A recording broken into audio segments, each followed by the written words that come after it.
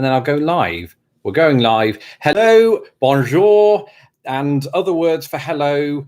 This is Lawrence Brown with Lost in the Pond. And of course, this is our first Friday night live stream of the year, at least at the public level. In the house tonight, in the house, we have my wife, that's Tara. Hi. She is going to be taking a look at all of your comments today, and those comments are going to be very important to this live stream because you're going to be throwing food at me, not in the literal sense. You're going to be suggesting American-based food items that I may or may not have had before, or that I should try. So this is going to be really interesting. Now, just to be clear, I'm not going to be trying them on this very live stream. That would be quite short notice. But it is just going to be sort of me giving a kind of verdict after the fact, or looking ahead to the potential for trying these things in the future. I'm looking for you to be stumped. Stumped? Yeah, like you don't know what the food is. You've never tried it before. I bet we can find things. Oh, come on. How much food can America really have?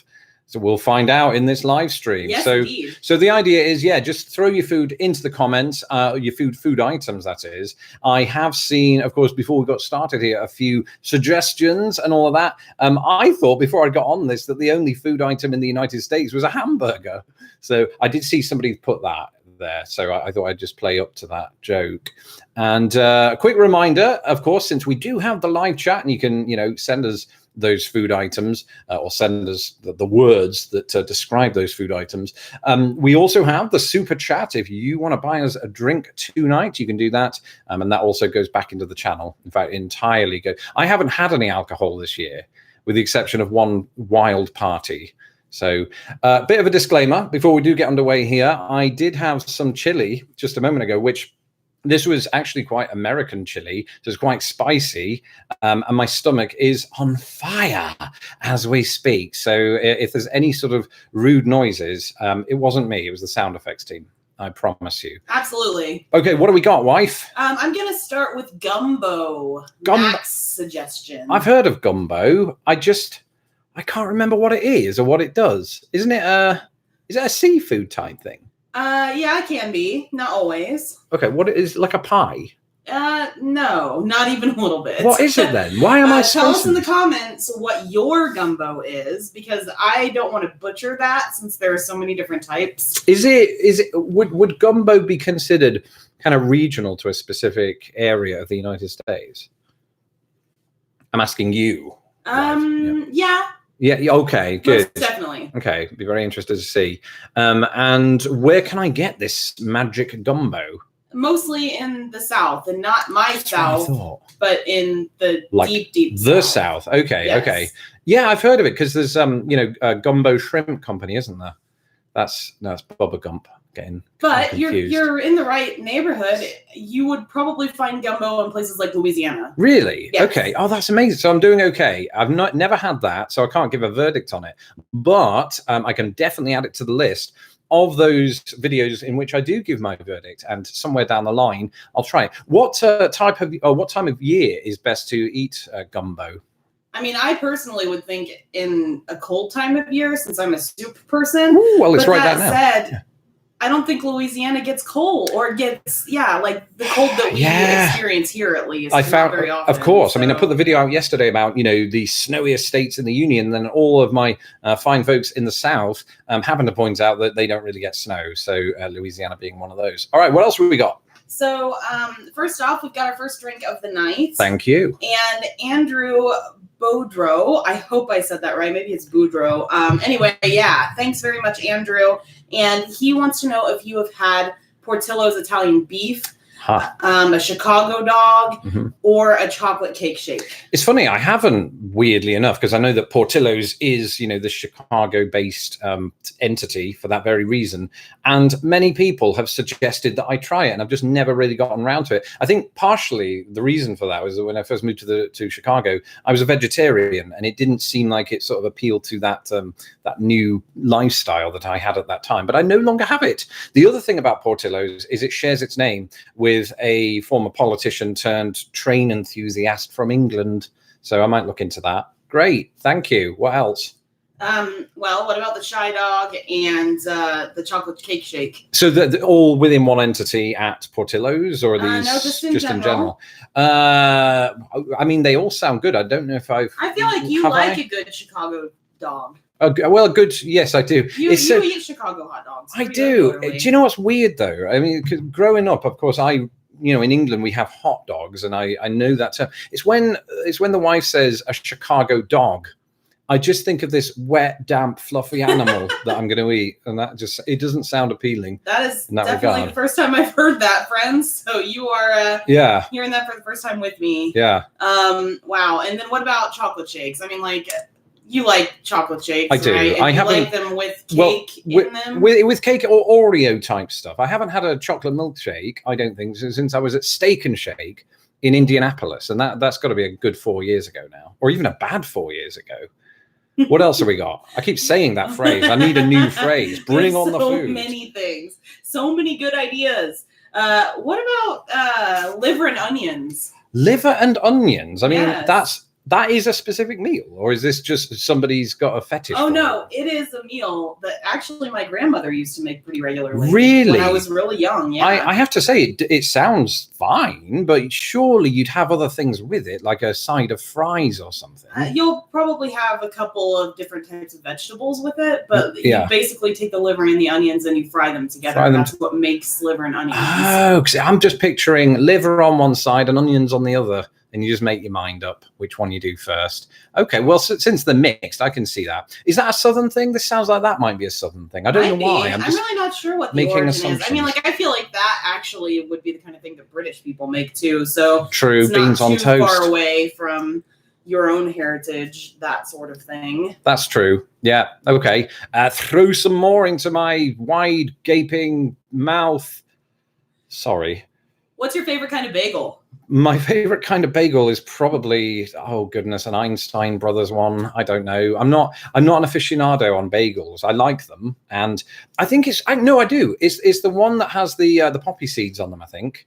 You slice it in half and you put the cream cheese on it. Bob's your uncle. Amazing. All right.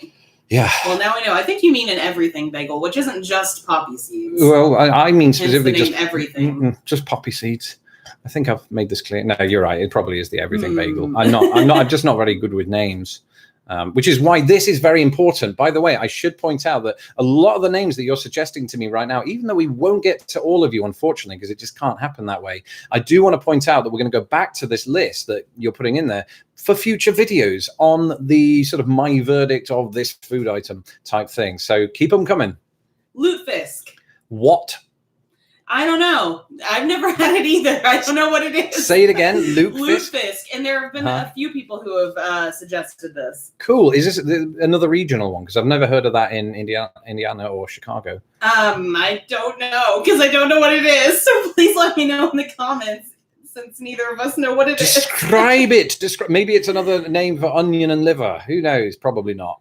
So I think it's a type of fish, according to Cat CH. Well, that's the interesting thing about that is, we don't live by any of the coasts really, except for, Lake Michigan. That doesn't count. So I'm not anyway, as familiar with the kind of seafood that you can get in the United States. Obviously lobster and obviously things like that. But the sort of those very neon, I don't want neon fish. That wouldn't be good. Niche type fish or, seafood labels. I don't know any of them. Well, apparently it's supposed to be rotten, quote unquote.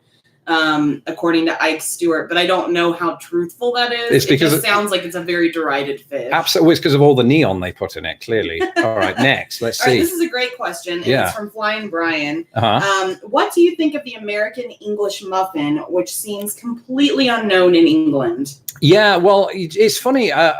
There's a rumor that it's unknown, and I'd not heard of it. But I looked into this, I think, on Twitter, because that's where I do all of my best research. And it turns out that a lot of English people do know what an English muffin is, and they absolutely do get it in England.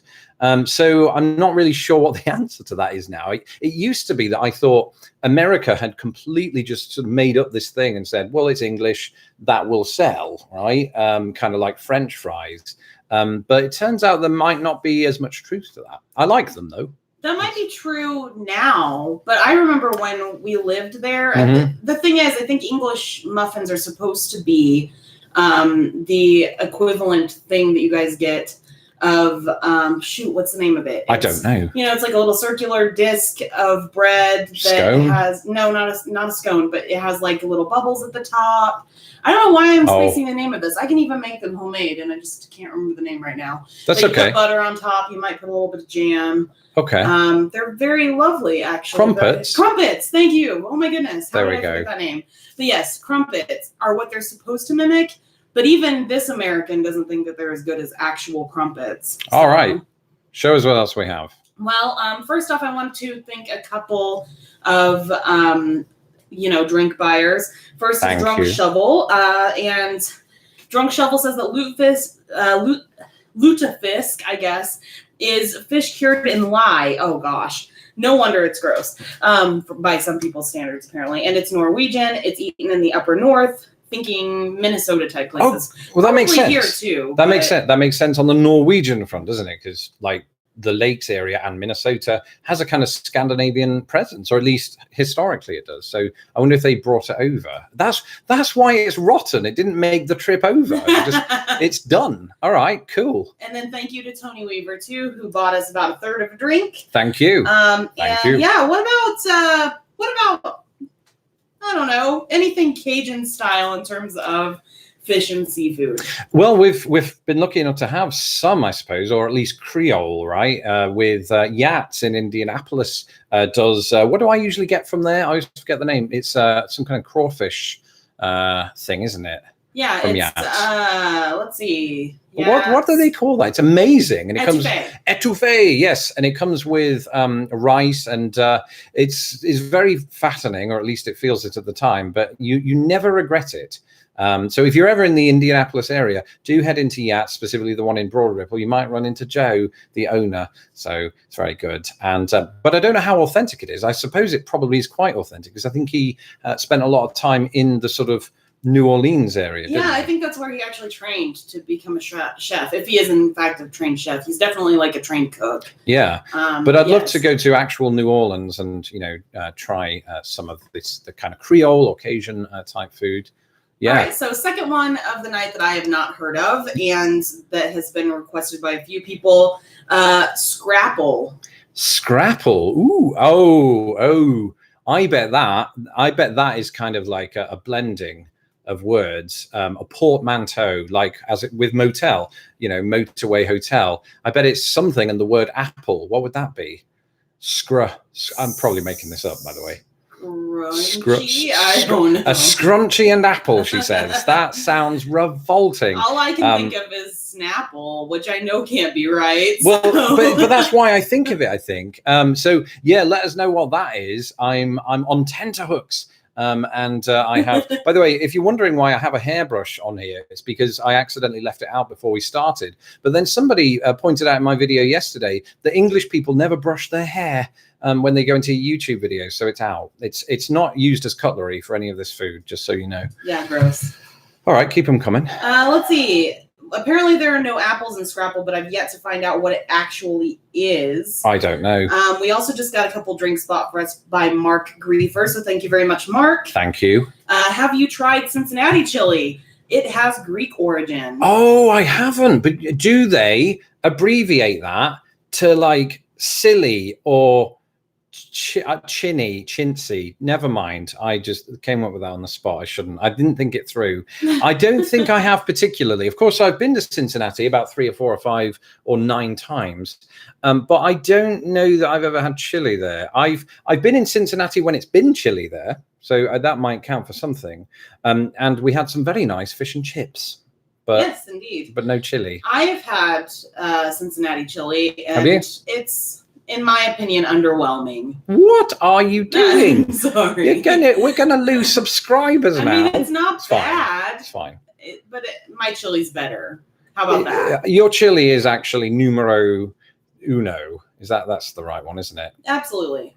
Yeah. Ooh, one of my favorites right here. Go on. Deep Fried Oreos by Jane Rogers. What do you think? Here's the thing. Deep fried anything. It's when you go to the state fair. I was dragged to the one in Indianapolis. No, I willingly went, I swear. And everything there was deep fried. There was that. And then corn dogs. I just couldn't do them. I don't think. There's something about deep fried things that just doesn't gel with me. That, by the way, that the reference there to gel wasn't because I have I'm not just trying to plug hair products. It wouldn't make sense. Contextually wouldn't work. So not a big fan. I just like Oreos on their own or in a milkshake. I love them anyway. It doesn't matter. And fried Oreos, I mean, like, it's just the best fair food. Let's be real. Yes. I wait for it every year. Yeah, absolutely. Well, I mean, yeah, we're all different. And that's the great thing about life and marriage. What's the next one? So a couple drinks been bought by Mari. Thank you. And Barbara. So thank you to both of you. And they have some really good suggestions. So Mari has a really good question, and that is, what is your favorite American food since you've moved here? That's a great question, actually, because every time I do these videos, the first one that comes to mind is always pecan pie, because it's usually in the winter or sort of, toward the winter period, the holiday period, when I'm thinking about these things. But I don't know that that's actually the answer about food in general. I often go back to roast beef sandwiches at Arby's, and that it just sounds cheap when I say that. But I mean, you can't replace it. You can't get anything like that back in England. I mean, there's no fast food restaurant where you can find that. So I'd have that in there as my main course and pecan pie as my dessert. And then I'm trying to think what my appetizer would be. My appetizer, although you can probably get this in England, I had it for the first time here, probably at Red Lobster, is calamari. So I think fried calamari. Yeah, weirdly fried calamari. I do make an exception there, and so I think that would be my meal. It would be calamari, an Arby's roast beef sandwich, and a pecan pie, and I'd sleep for days. Noticeably devoid of any vegetable or fruit. But the thing is, mostly vegetables are sort of kind of this. Well, they're not really, are they? I suppose you do have pumpkin. I hate pumpkin. That's not a vegetable, though, is it? Yes, it is. Is it? I thought it was what's it called? Fruit? I mean, no. It's a type of squash. Yeah, but I mean, like, that's a vegetable. Either way. I have no idea. Either way, like vegetables on both sides of the pond. I was about to say planets. That wouldn't make any sense. Although it does. It still makes sense. Keep going, Lawrence. You haven't had that much. I haven't had anything to drink. I promise you. The vegetables don't vary that much, So I don't think any. Well, maybe they do a bit, but vegetables always. It depends on how you cook them. Just like with no, I'm saying on both sides of the pond. There are differences, sure, but they're not as stark to me. There are big differences in the names of them, of course, but we could talk about that another time. Barbara Matthews also bought us a drink, so thank you, Barbara. And she says, try shit on a shingle, which I have heard of, but I don't know what it is. Sounds like a disease. I don't know if I mean, is that a real thing? What is that? It is actually a food, because again, I've heard of it before, but I just don't know what it is. Wow. So I think they're going to have to tell me in the comments, because this is once again something I certainly haven't tried myself. Does it give you the shingles? All the shits? I don't know. We'd have to find out. Great. This is brilliant. The weird thing about this is I'm not eating anything right now. So it's sort of strange talking about these things, whetting my appetite and not doing anything about that. But it's fine. I've had chili. Speaking of vegetables that are obviously just like the UK. Yes. What about pickled okra? Oh, yeah, exactly. Right. No, yeah. All right. I know there are differences. I hadn't thought it through, for one. I have a hairbrush in my hand for another unrelated point, and I've had chili. So I had fried okra? I don't think you have. I don't remember if I have or not. You've had okra in things, but I don't think you've ever had okra on its own, nor have you had it fried. I've played the Zelda game, the Okra of Time. Is that Ocarina? It's the Ocarina of Time. I'm not good with names. Okay. What else do we have? So apparently shit on a shingle is like pork sausage and gravy and chipped beef and stuff. I don't know. There are a couple of different answers, but it's like hamburger gravy, basically. I can tell. I haven't had it, but I love it. So that's all you need to know. It sounds nice. Yep. And it's on toast. I love it even more. Carbs. That's good. Hush puppies. Hush puppies. Well, so for me, a hush puppy is a type of shoe, right? We have hush puppies in England, and they're types of shoe. And then I heard that you do them and they're food, and I don't think I cared for them much. I absolutely love them, and you like them too. You just don't know it. I'm trying to remember describe them. So hush puppies are basically, they're not exactly the same because you can make them with seafood. You don't always, but sometimes you can. Yeah. They are essentially stuffing balls. Oh yeah. No, I do like those. I'm thinking of slush puppies. That's something else. Genuinely, that is something else. I don't know if you do it here. That's something we do in England. It's these sort of frosted soda drinks that are horribly sweet and not good for you. Yes, we have those here too. But once again, America's obsession with having dogs in the food of the title of a food item or a drink item. Ooh, here's one that I also really like, and I think you probably can't stand. Chicken and waffles. Chicken and waffles. I mean, I'm fine with chicken and waffles. Or are we talking about, what kind of waffles are we talking here? We're talking like a big Swedish waffle, that sort of thing, like what you would eat for breakfast. I'd absolutely eat that for breakfast, metaphorically and literally. Really? Every time I order it, you're like, that's really big. Sure, I'd eat it for 2 breakfasts, but I mean, that's good, isn't it? You get leftovers and then you're set for 2 days. That's true. That's good. Puppy chow is another example. Oh, I love puppy chow. That's weird. Oh my goodness, it's the best. I think I'd like it if it wasn't called puppy chow. It sounds like dog food. Why is it called that? So, any others? What else have we got, gang? Ooh, another one of my favorites, cream of wheat. Thanks, JJ Cone. Cream of wheat. You've made that for us, right? I have. Yeah, it's good. It's been a while. We have it for breakfast, though, right? Every now and again, yes. Yeah, it's been good. I've enjoyed that. Yeah, it's nice. What are your feelings on guacamole? I used to have very adverse feelings / reactions to guacamole. I don't know why, because I think back in England, we don't have sort of a chain of sort of Tex-Mex or Mexican restaurants or any connection to sort of Mexican culture when I lived there. But that's all changed since I left.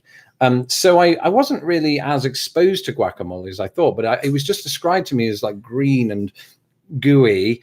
And but then I had avocado on toast because I'm just about a millennial. And we have that a lot for breakfast. We do, and I have to say I do like it a lot. And so guacamole, by extension, I've grown to like on things. So, Catherine, you're correct. It was a Belgian waffle that I was trying to describe. I was going to say, I have been at the sauce tonight. Yes, already. You have. You've been at the sauce, but not the source, and that's the problem. So, joke about research. Cocoa wheats, Lawrence? Cocoa wheats. I hadn't had cocoa wheats until I moved to the US, so that is another good shout. But you again have made those. They're probably my favorite breakfast food, and it's just like a childhood thing. They're good. They're nice and warm. I like that. It's good in the morning. Though nothing can substitute for a nice boiled egg.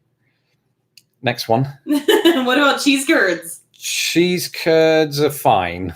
They're just fine. If somebody put like them in front of me and other fried stuff that were picky food, I wouldn't choose those. But if they're there, I won't say no. So you think I'm the one who's going to lose you subscribers, really? Yeah, I do. Well, I can go back to Jellygate with the peanut butter and jelly. I tend to be the one actually that does do that. So truth. Okay. What do we got? This is one I haven't heard of before, so you're going to have to tell me in the comments what it is. Maybe you've heard of it. I doubt it. Chitterlings?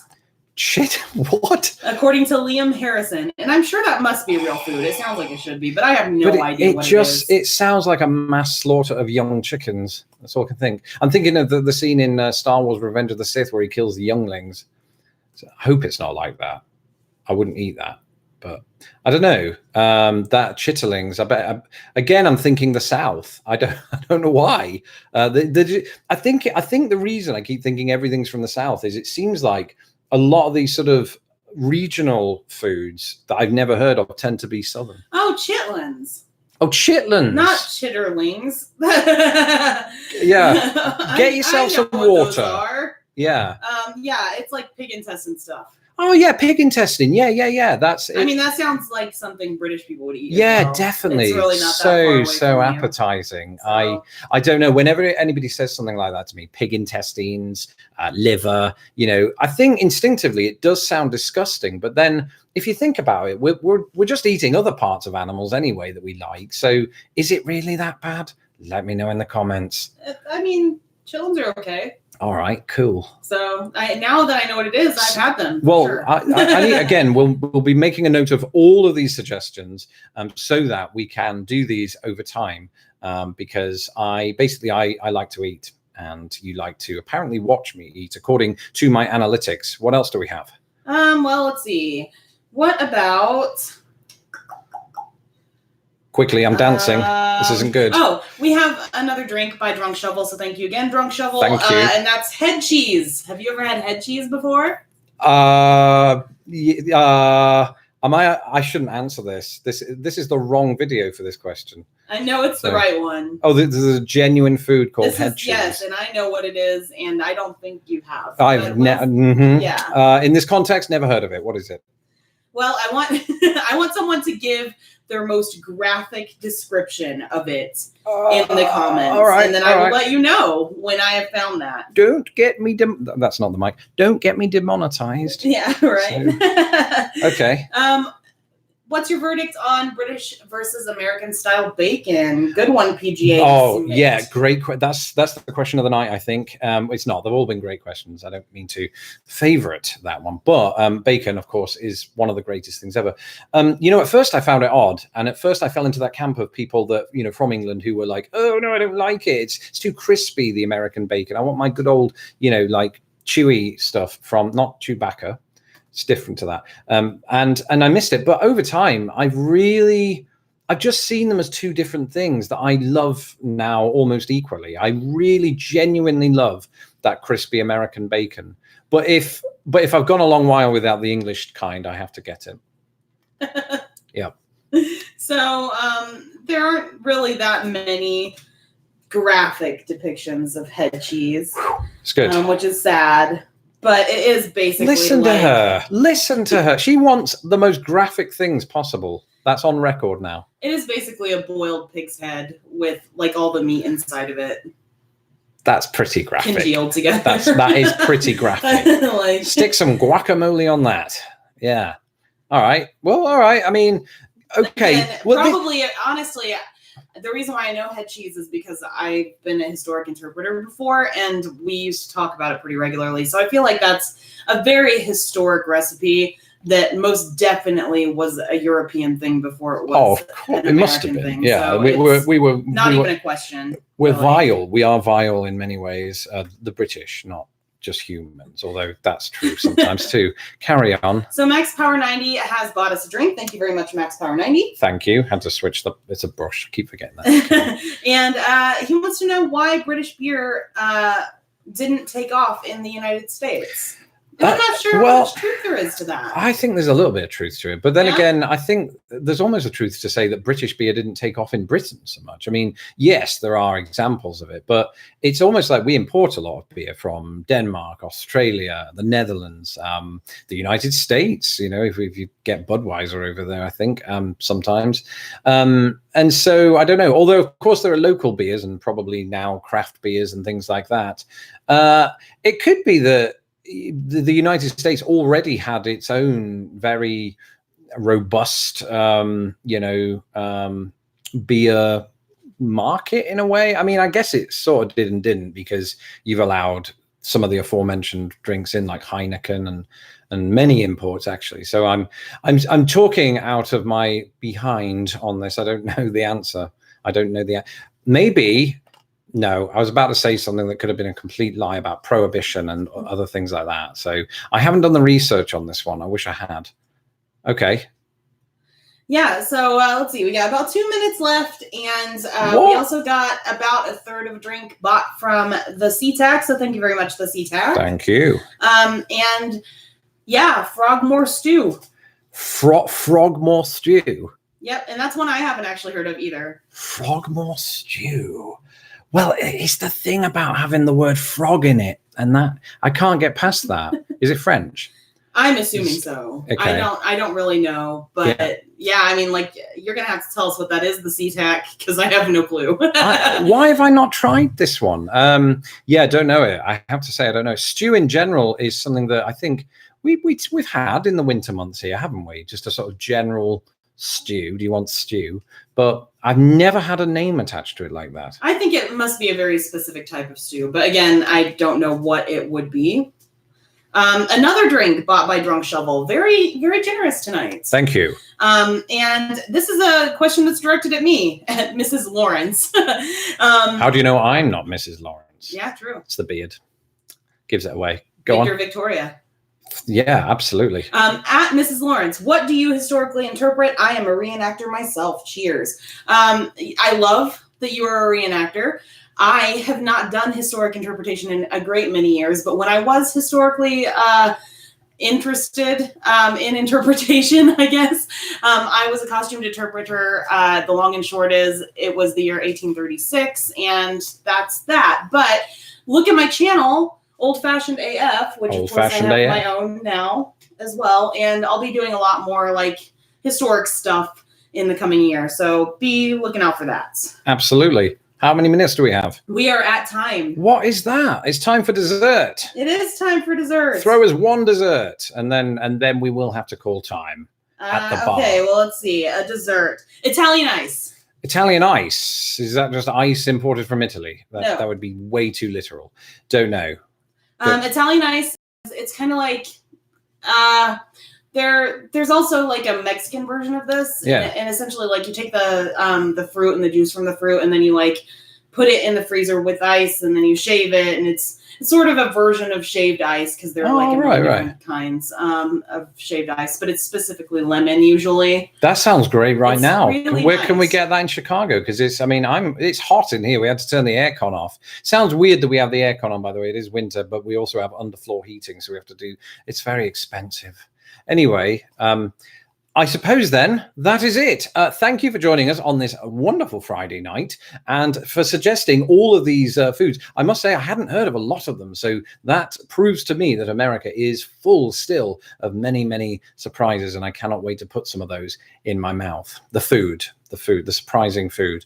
So until next time, which will be this weekend, I bid you all a fantastic weekend, and I will see you all very soon, or you'll see me, and I won't have the brush next time. I'll leave it in the wardrobe closet.